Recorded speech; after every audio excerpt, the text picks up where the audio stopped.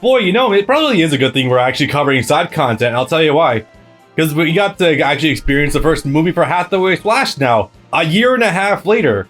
And tell you something furthermore, Hathaway's Flash was interesting because it combined two usual Gundam tropes into one. Falling into Earth's atmosphere and a kid falling into a mech at the same time. It all works out. And we don't know it yet, but most likely Cyber New Type bitch. Probably. I mean, if this thing really, if the manga really did come out in the 90s, I think we could probably just cheat ourselves and just go do that already and just check it out.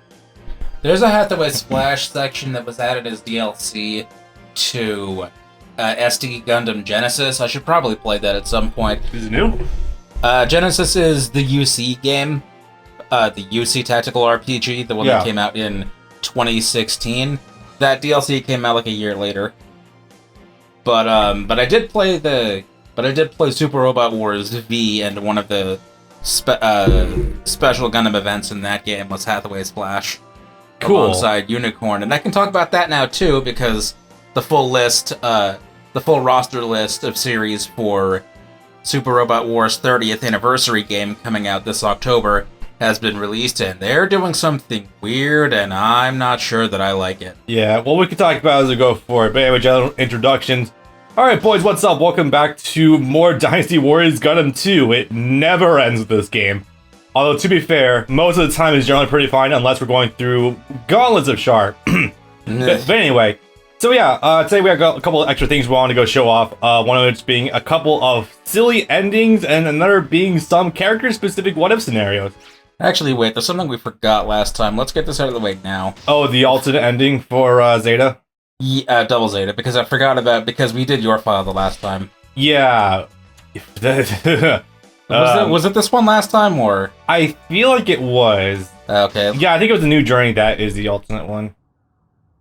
Thanks to the heroism of Judo Ashta, the conflict known as I'm gonna miss that narrator. Yeah. War came to a close. Oh yeah, this is definitely new.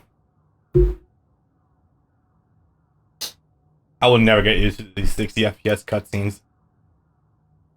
After the war ended, he decided to travel to Jupiter with Ru Luca. And Judo had a hell of a good puberty. Because Judo is currently 15 and Ru is 18. Yes. So, yeah, the road to Jupiter is going to be fun. I just want to go to Jupiter, boys. Judo, look after Ru, okay? Assuming the worst, and not just because the artist was too lazy to draw both for their cameos, unfortunately, Ru probably died a good bit younger than Judo. Actually, here's a funny thing. I did some mild research into it, and this takes place, I think, Crossbone. Ru actually outlives Judo by a little bit. Something happened, and she was looking to get vengeance, so she went to some organization to get recruits for help. That's all I understand offhand. I haven't looked into it too much further. I just glanced down the wiki for Ru. Judo lives at least into like 160 something. Yeah. Which is past the point of victory, because he appears again as Greystoke. That's when he is preparing with the Gump. He appears with the Gump in the Crossbone, like 130 something stuff. Yeah. No, he appears as Greystoke again as like a 70 something year old man with the ship with all the new types in Cold Sleep that are going into the next galaxy. Oh. Right. That's when that happens. Yeah, right. Going for the Mass Effect Andromeda ending, right? Yeah. That's what you get when you mess with me. Anyway, we're doing minimums Seabook and Uso because you're never going to hear them dubbed in a full capacity ever again. There's 3, but not with any major presence. Yeah. Yeah, Seabook originally voiced in California by Steve Staley. Steve Staley. Excuse me. But in Ocean by Michael Adamthwaite, who you'll know as I Really Am God. Ribbons. Seriously, Ribbons. Yes. God, that's kind of funny. That's actually pretty perfect. Okay, so actually, go back for us for a sec, quick. Okay, so mission mode is fairly.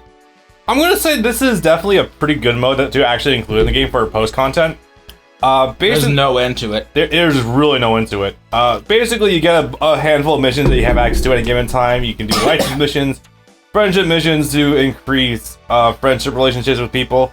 Honestly, the worst part of this game is probably the friendship levels as a whole, honestly. Yeah, fuck that noise. Because trying to manipulate that to get friendships with people and having it directly tied into getting licenses per character basis, yeah, that fucking blows. I'm not a fan. Like to put something in perspective, you have to go through at least 2 missions to get your friendship up with Kai of all people. Oh, jeez. Yeah, that's totally worthy of 2 full stages and Hayato. That's worth it to unlock the fucking gun cannon. Ugh.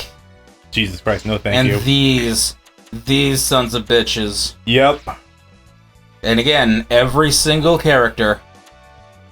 I think maybe it's because my pool of selection is still fairly limited, but I think this might have been the worst idea I've yet seen in a Gundam game. And I'm comparing this to Gundam vs. Zeta Gundam, comparing this to Encounters in Space, Dynasty Warriors Gundam 3, Reborn, and from what little you show me of like even SD Gundam, this might be the worst mechanic in any of the games so far. Yeah. The best of it is comes in Reborn and SD Gundam, where once you acquire the mobile suit, you can put whoever the hell you want in it. Yeah, like, it is just straight up RNG, and RNG for RNG's sake, it's like, it's whatever, but to even remotely open up your pool of selections for gameplay, no. And again, you have to do the license mission for every single character if you want to unlock, I don't know, the double Zeta, we'll say. You have to do that for every single character that is not Judo. Mm-hmm. You have to do it for all of them, and there's like 40 characters in this game. This is your save file, right? Yes. And you didn't download this? No. I gotta say, I'm impressed you have levels on almost every single character in this game. I did try out most of these stories. Because again, I want to hear their dub dialogue. I want to hear funny shit. Hey, what mech does Dolzo start off with? I'm curious. This is what they call overpowering. He believes in the Garchomp sweeping. Nothing's gonna help us! I didn't know it started from the beginning. I thought it started with the character. Oh, wait, no. I think for the mobile suit lab, I think it just starts off with the Gundam regularly. I think you have to go to select the mission, and then, like, you can select what to use. I feel like that's the case. Yeah, I guess. Seriously? Yeah, I guess that makes sense. Boy, that's rough. Can you? No, you can't play mobile armors yet. Yeah, no, you can't play mobile armor straight up until Reborn. Oh no. Yeah, because in 3, you have access to most of the characters that have mobile armors is just like other like protagonist mechs. Right, because they don't even give you access to the Queen Mantha yet. Yeah, like 4, I think, is piloting the Mark II Gundam, if I'm not mistaken. Wait. Oh, right. I was gonna use Quest as an example, but then I remembered she also gets a Gira Doga. Yeah. Or no, I'm sorry, a Yog Doga. That makes sense. That does make sense. Because she actually did pilot a Yog Doga. Yeah, before the spider vagina. I'm pretty sure that Cecily also gets access. Wait. She didn't pilot anything else, I don't think. No. When she first appeared before becoming a cyber, I think she was piloting. Oh, that's funny. What the fuck was she piloting when she first attacked the Alduma? Fuck, what was it? She looked like a tiny squadron, but I don't remember like what she was in. It might have just been like generic. Yeah, I guess that makes sense. Yeah, that's like that in 3 as well. Most of the others do kind of fit into place. Cycle, I can probably imagine would be in like a gun cannon or just a straight up gym. Probably the 78. Yep. Oh, okay. Yeah, that makes sense. I think if the character was access to it, I think that it just defaults right to the RX-78 actually. Wait a minute. I might be wrong about that though. Which one drives the gun tank? Hayato. No. Because short, lol. Yeah, go figure. Yeah. Because they hadn't done the concept yet of space-only suits or ground-only suits yet. Actually, no, that's not true. This game does have the ground-only units. Really? Like, yeah, it has the goof. the ground only goof. Like, you can only select that on certain missions. Oh, right, Yeah. right. In fact, I think that's actually the reason why in story mode you don't get the Zeong to use at all. Did we fight? Yeah, we do. You do in Amuro story. You don't use it in Char story. Funny enough. Right. They stick you to only the Gelgoog. Yeah. Because then you would have access to using the Zeong later on, and that would suck dick for the Earth missions for Quattro. Yep. All right. Let's look at some silly shit. I'm gonna say, gonna hold off full judgment until the next stage where you get your try. But I think from stage 3 onward, we are probably actually gonna stick with this boy.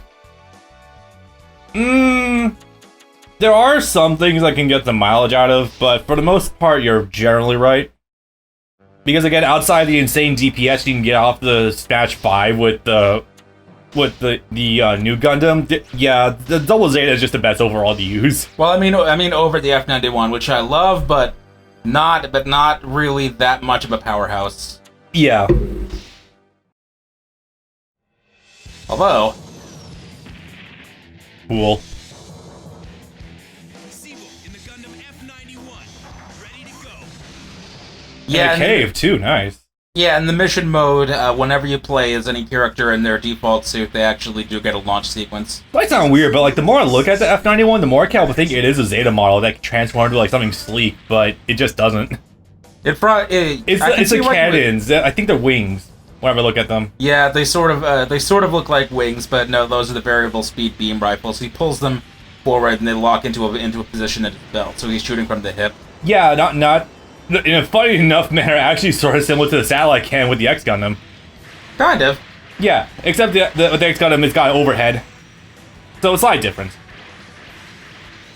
Funny how it's immediately got the fucking whirlybird spinning move, kind of like what the Gelgoog has. Funny enough. That's only his Smash 3 though. I thought that would have been one of his Musos. Because that's one of the only attacks that actually gets highlighted in the movie, is him actually doing the spinning. Yeah. And on that F91 Robot Damashi I bought, that's actually one of the interchangeable weapon poses. It'll cost me my life. Uso's already also in Seabook's story as just a buddy of his. Yeah. So that's cool. Make use of these characters that you got with these original stories that you're telling. I'm not sure if they were going for that based on the fact that they're close to each other in the future timeline. Actually, Yeah. at this, oh no, I was about to say something dumb. In official UC, if we're not counting Turn A, they would have been the farthest down the timeline. Nice work! As a junk dealer, I'm gonna be laughing all the way to the bank. You're gonna hear that a lot this stage. Yeah.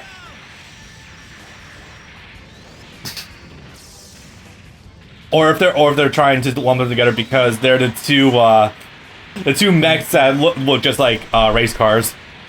Honestly, it could be either or. Kind of.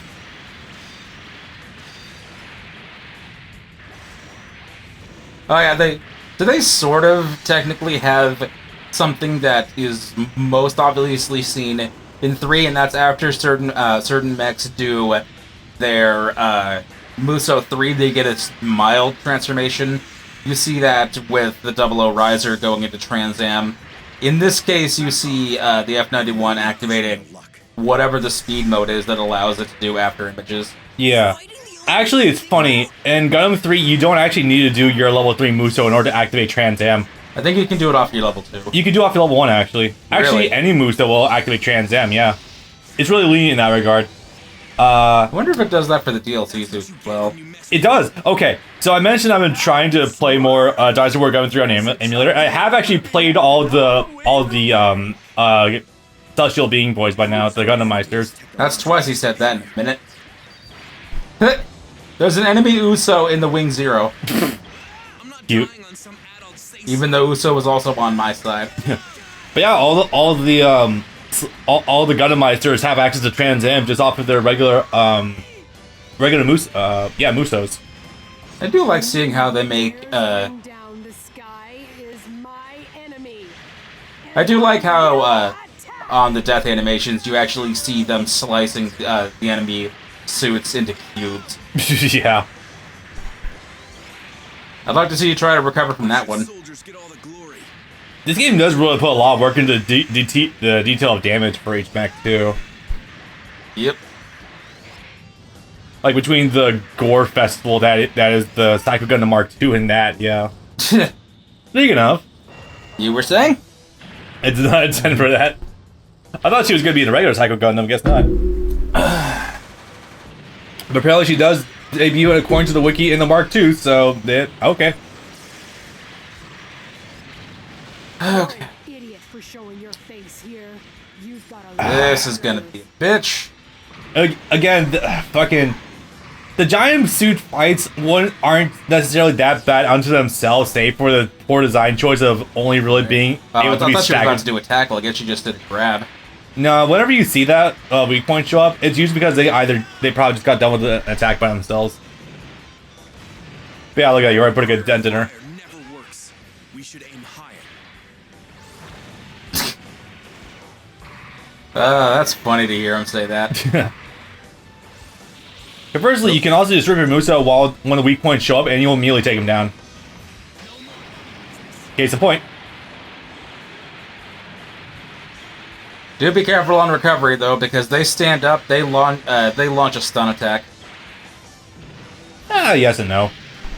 There it was. Usually, if you do enough damage, they do a shockwave that knocks you away, and they go into a power-up state, which is up, and then there's that fucking move. That's the one. You can block it, remember that. Yes. Ugh. Triple shot, or the triple kit stomp you can tech out of after like the first two blows. It's pretty simple to deal with, luckily. And down she goes. Oh, that's another thing. The fall is also a shockwave. Which is weird. I've never seen that before, actually. You can take it down regularly now. Woo. And that wasn't even the end of this goddamn stage. Jeez.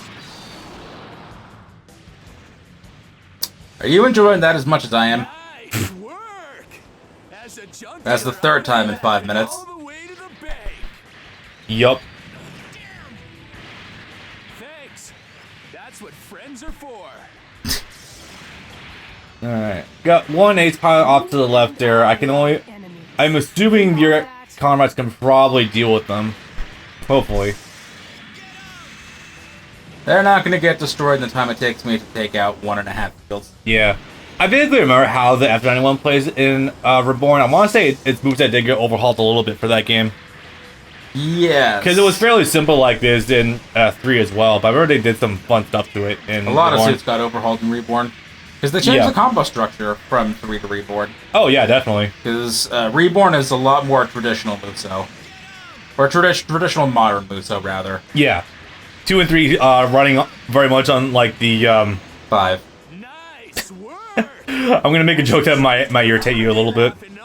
Alright. The borrowing from Giran, the Middle Ages Dynasty Warriors game. I can accept that in jest. Because it's literally in the middle, to be fair. I can accept that in jest. It's only when he says that seriously that it bothers me. Have I ever mentioned that in a recording? Yes, I'm fairly sure you have, because I know I've at least made one joke to it before. Okay. The psycho frame will guide me. I feel like something was majorly misspelled in that one. Holy shit. Come again? I feel like something was seriously misspelled when she was saying Saikamu or something.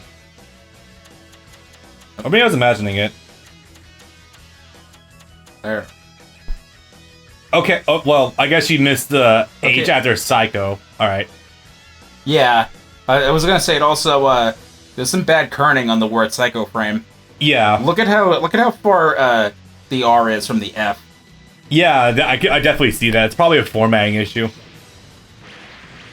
Although what's actually really funny, what Chan said there inadvertently, is that apparently documents came out after the fact, design documents, from the mech designer, that the F91 actually does have a psycho frame inside it. Really?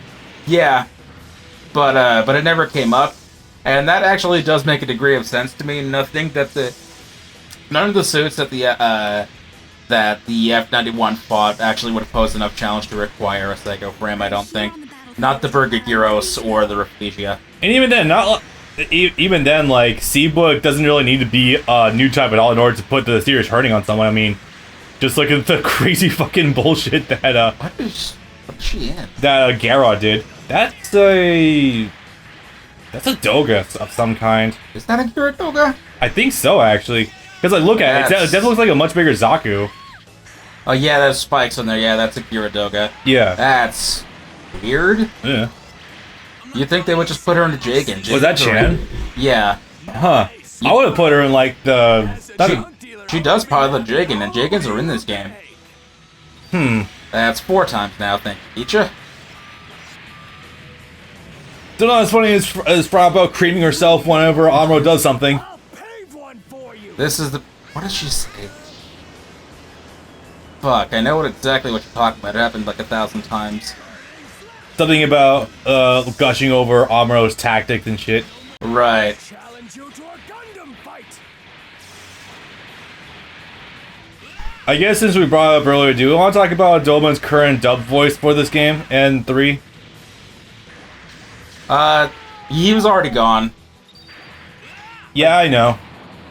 Or the original one, anyway. Yeah, I know that. From before. Yeah, It's just weird, like, doing the deep growling voice constantly. Yeah, Domon is voiced in the Blue Water dub of G Gundam by a guy named Mark Yatha, who also played Mega Man X in Mega Man Maverick Hunter X, and he is currently a doctor, a medical doctor. Good for him. It's a Question weird mark. career choice, but if it's working out, it's working out. Yeah, kind of a weird jump from voice actor to doctor. I mean, we all need a day job, I guess, but usually voice acting is not the day job you have to pay the bills if you're trying to get into the field. Usually that is your end goal. I mean, even though Ocean is confirmed to Union, I imagine being a doctor probably still pays better. I mean, yeah.